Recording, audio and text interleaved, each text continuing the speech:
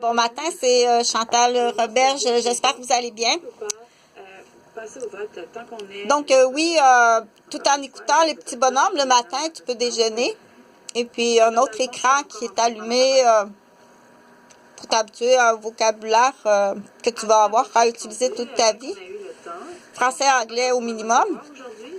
Être bilingue. Donc le sujet de ce matin... s'il te plaît, c'est vraiment important, d'accord? Parce que c'est une question de santé, sécurité. Donc,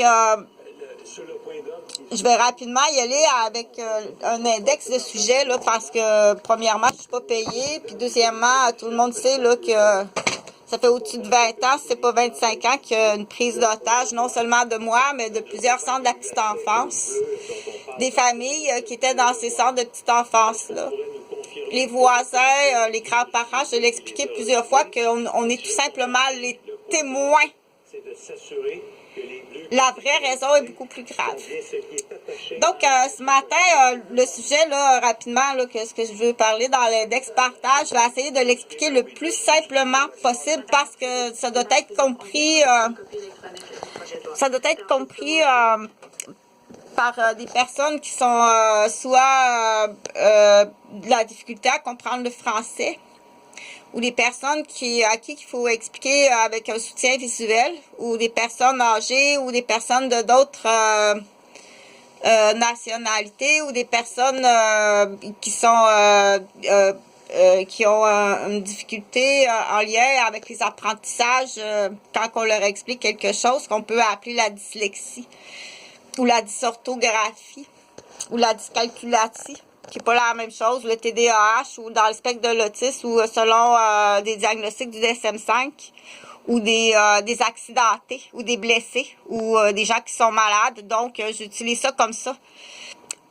Donc, dans toute cette liste-là, justement, de ces personnes-là qui sont à très haut risque,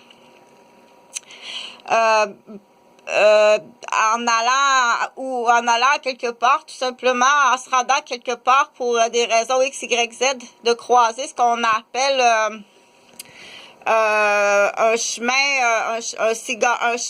dangereux. Quand on dit un chemin dangereux, c'est croiser de l'empoisonnement.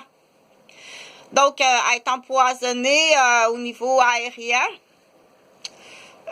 par des drogues, par des fumeurs, c'est très dangereux. Et c'est pas seulement le fumeur, mais c'est l'équipe à côté qui est pas là au hasard.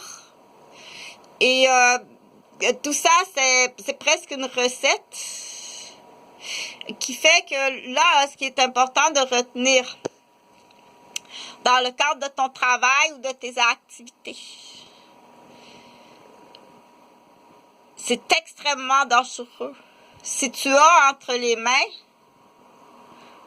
un outillage qui pourrait être dangereux envers toi-même ou envers la personne qui est à côté de toi.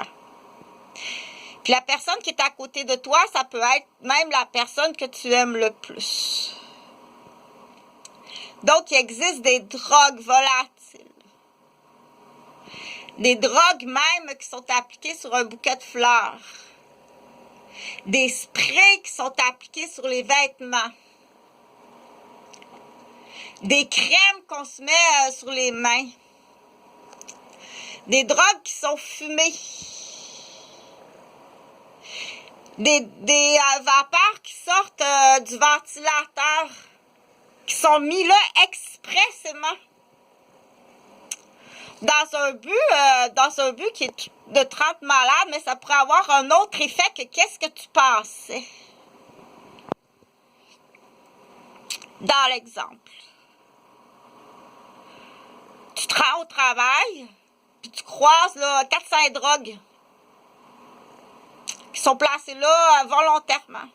Mais c'est pas le but. Le but, c'est pas ça qu'il veut. Lui, ce qu'il veut, là, c'est que tu as l'air d'une crise de folle, puis que tu sois transporté à l'hôpital en ambulance. Ou que tu as l'air d'un maniaque, puis que tu sois transporté en ambulance, puis que tu perdes ton entreprise, que ce soit un salon de coiffure ou même...